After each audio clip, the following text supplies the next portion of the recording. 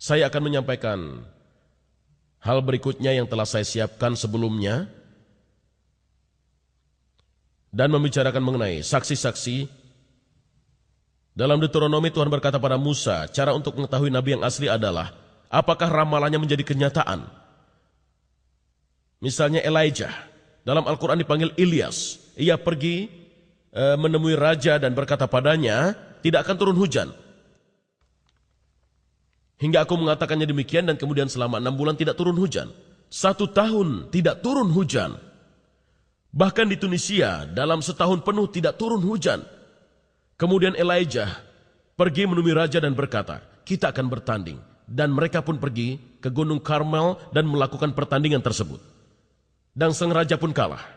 Dalam Al-Quran disebutkan bahwa Ilyas telah memperoleh sebuah kemenangan yang indah. Namun kemudian Ilyas berlutut pada raja dan Ilyas berdoa memohon hujan dan hujan pun turun. Elijah adalah saksi pertama ketika ia berkata tidak akan turun hujan hingga aku mengatakannya demikian. Ia adalah saksi pertama. Contoh lainnya adalah Isaiah 750 sebelum Masehi. Pada saat itu kaum Yahudi diasingkan dan Isaiah meramalkan bahwa kaum Yahudi akan dikirim ke pengasingan. Dan kemudian Sirus akan memulangkan kembali kaum Yahudi. Siapakah Sirus? 250 tahun kemudian Sirus, Raja Persia yang menyembah berhala, memulangkan kaum Yahudi kembali ke Israel. Kembali ke Palestina.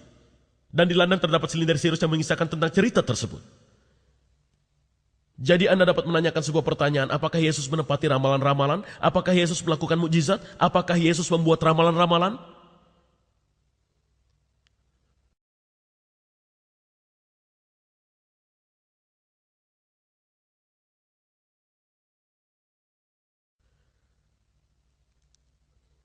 Kita akan melakukan penelitian matematis pada ramalan-ramalan yang disebut teori probabilitas atau peluang. Dan kita akan menghitung kemungkinan ramalan-ramalan tersebut dapat menjadi kenyataan dengan hanya kebetulan. Suatu contoh dari hal ini adalah, misalkan Dr. Naik mempunyai 10 kaos dan saya tahu dia mempunyai sebuah kaos merah. Dan saya berkata, besok ia akan memakai kaos merah. Dan besoknya dia memakainya. Jadi kemudian saya berkata, saya seorang nabi. Semua teman saya berkata, tidak, hal itu hanya kebetulan. Misalkan Dr. Samuel Norman, beliau memiliki 2 pasang sepatu dan sepasang sandal.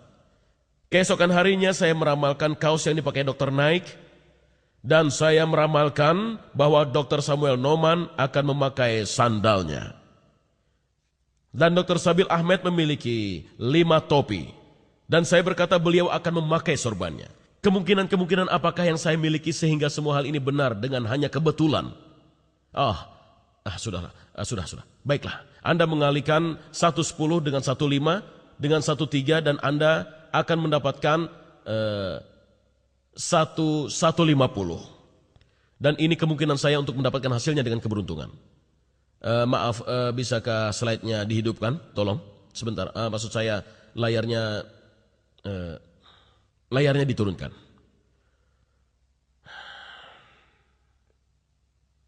Baiklah, waktu terus berjalan dan kita akan membahas tentang 10 ramalan. Dan kemudian satu lagi yang tidak akan kita hitung karena kita ingin membuktikannya.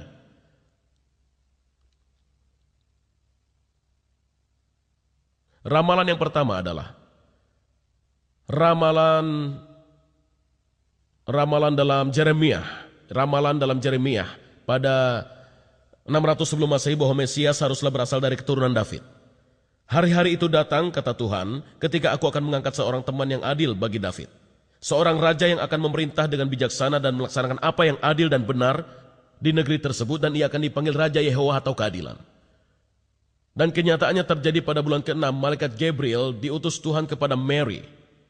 Malaikat Gabriel pun berkata kepadanya, janganlah takut Mary, lihatlah, engkau akan mengandung dan melahirkan seorang anak laki-laki. Dia akan dipanggil Yesus, dia akan menjadi hebat dan akan disebut putra dari yang maha tinggi. Dan Tuhan akan memberikannya tahta ayahnya David dan kerajaannya akan abadi. Dan malaikat Gabriel berkata pada Mary, yaitu Roh Kudus akan datang padamu dan kekuatan dari yang maha tinggi akan melindungimu.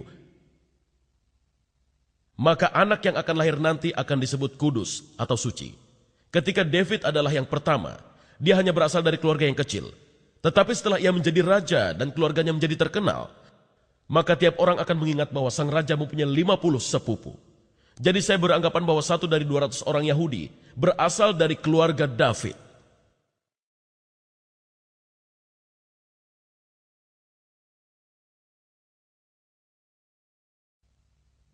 Ramalan yang kedua adalah pemimpin abadi akan dilahirkan di Bethlehem.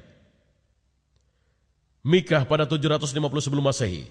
Tetapi engkau wahai Bethlehem, Efrata, hai yang terkecil di antara kaum Judah, daripadamu akan bangkit bagiku seseorang yang akan memerintah Israel, yang permulaannya sudah sejak purbakala.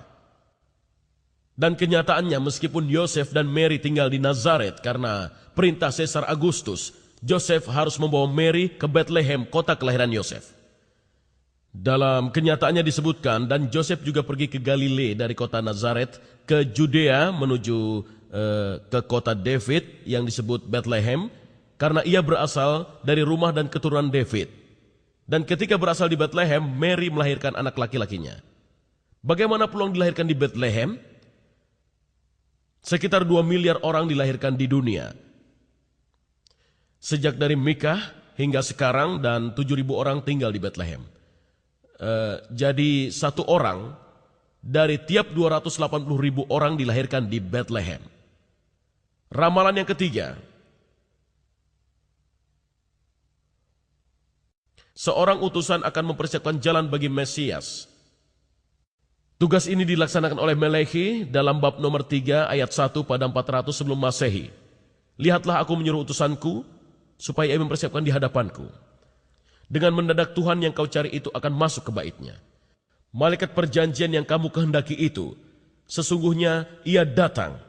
Firman Tuhan semesta alam. Kenyataannya, pada keesokan harinya, John the Baptist, Yahya bin Zakaria melihat Yesus datang kepadanya dan berkata, lihatlah anak domba Allah yang akan menghapus dosa dunia. Dialah yang kumaksud ketika kukatakan, kemudian daripadaku akan datang seseorang yang telah mendahuliku, sebab dia telah ada sebelum aku.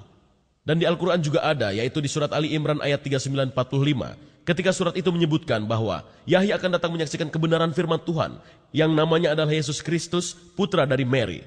Berapa banyak pemimpin yang memiliki seorang pendahulu? Memang sulit disebutkan. Saya menetapkan 1 orang dari 1.000 orang adalah pemimpin yang memiliki pendahulu.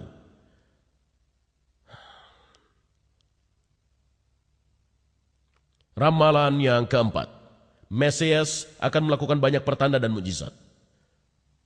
Dalam Isaiah 750 sebelum Masehi kita membaca, katakanlah kepada mereka yang sedang ketakutan hatinya, kuatlah dan jangan takut, Tuhanmu akan datang.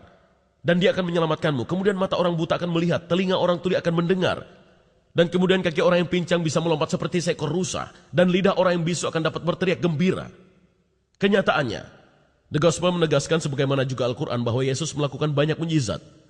Bible menerangkan hanya 4 nabi yang melakukan banyak mukjizat, yaitu Moses, Elijah, Elisa, dan Yesus. Yesus adalah satu-satunya yang melakukan 4 macam mukjizat yang disebutkan dalam ramalan. Dan kadang-kadang, ia menyembuhkan semua orang yang datang kepadanya. Namun karena banyak orang muslim yang percaya bahwa terdapat 124.000 nabi, kita akan menggunakan angka tersebut dan mengatakan bahwa Yesus adalah 1 orang dari 124.000 nabi. Ramalan kelima, di samping pertanda-pertanda tersebut, saudara laki-lakinya memusuhinya. Dalam syair David pada 1000 sebelum Masehi, ia berkata, aku telah menjadi orang asing bagi saudara laki-lakiku, seseorang yang asing bagi putra ibuku. Dan John memberikan kenyataannya. Lalu saudara laki-lakinya berkata kepadanya, pergilah dari sini dan pergilah ke Judea, karena saudara laki-lakinya tidak percaya padanya. Pertanyaan yang muncul, 1 dari berapa banyak pemimpinkah yang mengetahui bahwa keluarganya memusuhinya? Memang banyak raja yang dijatuhkan oleh keluarganya sendiri. Sehingga kita akan berkata 1 dari 5 atau 2 dari 10 pada kekuatan pertama. Dan ramalan ke-6 diberikan oleh Zakaria pada 520 sebelum Masehi. Bersorak-soraklah dengan nyaring, hai putri Sion. Bersorak-sorailah, wahai putri Yerusalem. Lihat rajamu datang kepadamu, ia adil dan jaya. Ia lemah lembut dan mengendarai seekor keledai. Kenyataannya, keesokan harinya kerumunan besar orang mengambil batang-batang daun palem dan pergi keluar menemuinya dan berteriak, Hosana, Terberkatilah ia yang datang dengan nama Tuhan.